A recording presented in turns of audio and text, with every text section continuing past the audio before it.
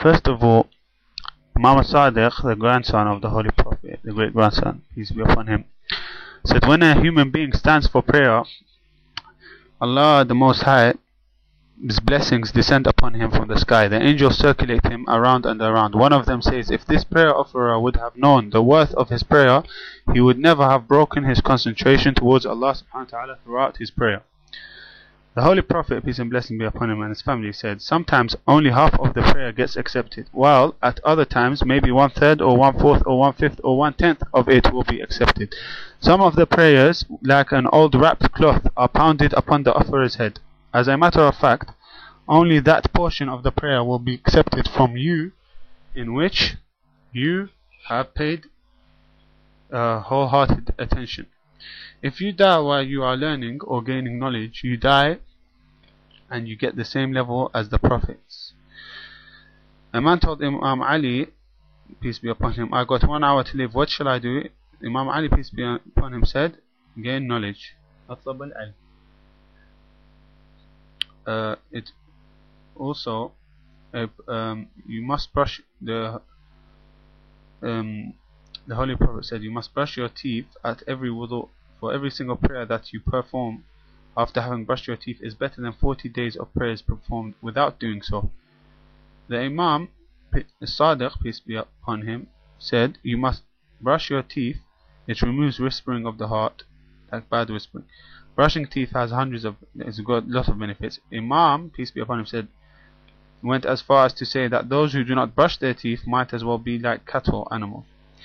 A person who does not read the Salat al-Layl, the night prayer, is not considered a Shia of Ahl al-Bayt. The performance of Salat al-Layl leads to gaining the pleasure of Allah subhanahu wa ta'ala, the Most High. Love of the angels, it is the Sunnah of the Holy Prophet. It leads to light of true recognition of Allah the Most High.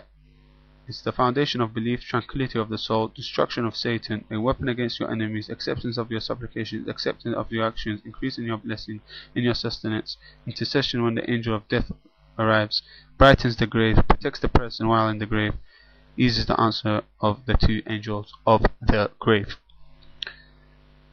The Holy also the Holy Prophet, peace and blessings be upon him, said, each servant of Allah subhanahu wa ta'ala, while standing in prayer, pays attention towards other than Allah subhanahu wa ta'ala, the Most High. Allah the Most High says, O my servant, which way are you turning your face, your thoughts? Who is the one who you are looking for? Do you seek a Lord or protector other than me? Are you looking for a benevolent other than me? While I remain to be the most merciful among the merciful and most compassionate among the and happens to be the greatest bestower. I will bestow upon you such a reward that could not be counted. Pay attention towards me, because I and my angels are paying attention towards you. If the prayer offerer paid attention, concentrate towards Allah the Most High, his past sins deleted. If 4 times he does not concentrate, Allah the Most High, the most merciful, and his angels turn their faces away from the prayer offerer, and Allah the Most High says to him, now I have assigned you to the guardianship of someone who is liked by you.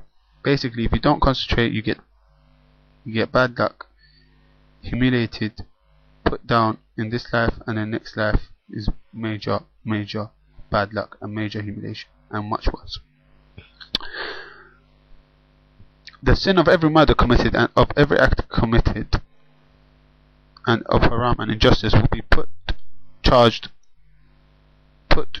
on. Okay, I don't want to say who's going to be put on. It's regarding 1,000 years ago, some people who messed up Islam because they've made Islam. That's why it's messed up today, because of certain people have basically, I don't want to say their names because this will cause division against Muslims, and because some Muslims like them. Anyway, I'm going to leave that for another time.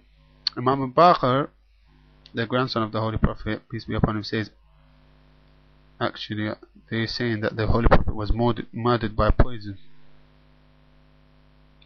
by some hypocrites, but people do not mention this, so I'm not going to get into that. Okay. Okay, on the day of judgment, a man said that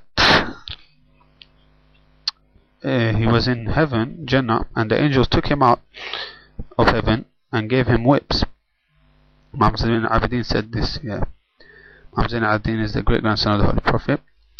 They gave him whips and then they put him back in heaven. He said, "Why you hitting me?" He said to the angel, "Why are you hitting me?" They said, "Because your son committed a sin and you never taught him properly." Okay, let's clarify that. Do not make love in the... Okay, no, I'm not going to go into that.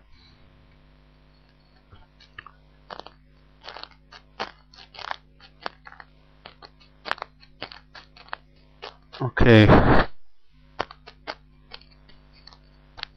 What Satan does, he makes the beautification of ugly haram deeds. False promises, he makes it and tries to make you forget hereafter, forget Allah, forget death. Satan scares man with thoughts of future, compelling him to accumulate wealth, flee from jihad and stuff like that. Aid the unjust.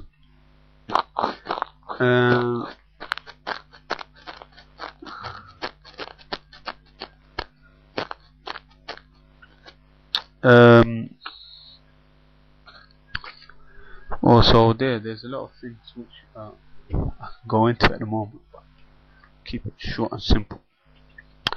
One day the Holy Prophet Musa the Prophet, peace be upon him, was going for prayers. On the way he came across an unoccupied house. He heard a loud and unhappy wails from within. Musa went inside. He saw a man lying on the floor with a brick near his head and with a rag of cloth hiding his private parts. Moses went near the man and heard the prayer that was being repeated. Ilahi tara gharbati wa wahdati wa ta'aruf fakhri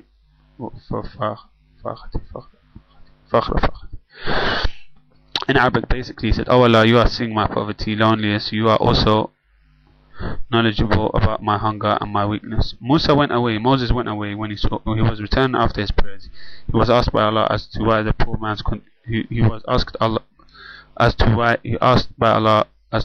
the poor man's condition and message was not conveyed to him. Moses replied, "Thou art aware that he is crying about his poverty and his circumstances." Allah the Most High answered, "It should be conveyed to the man that he is not poor, as I am his friend, and that he is not unlooked after or a beggar, because I look after him." Moses returned to the man, sat near his head, and conveyed the message from Allah subhanahu wa ta'ala, Allah the Most High. On hearing this with excitement, the man said, "Can it be that I am so elevated that Allah the Most High heard me?" With happiness the man collapsed and passed away. Moses went to Bani Israel, the children of Israel, to arrange a burial for him. When he returned,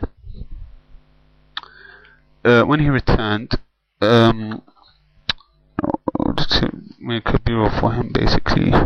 When he returned, he saw a brick and he saw the brick and rag was there, but not the man, and the body disappeared. Moses, peace be upon him, prayed to Allah, to tell the Most High, to tell him about where the dead man had gone. He wondered if the earth ate him or beasts ate him. The angel Jibril came to let Moses to tell Musa what Allah subhanahu wa ta'ala, Allah the Most High said, "Since you are my friend, how is it that you get such thoughts? This man was so good that Satan looked for him in vain."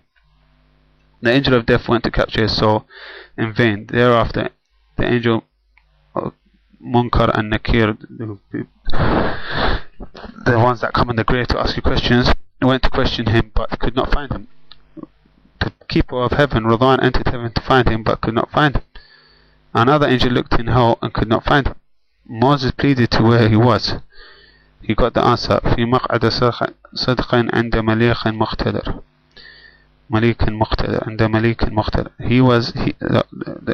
Allah the Most High replied, "He has come to a holy place in my presence. A friend always stays with a friend." Subhanallah. Amazing story. Amazing story. Now Musa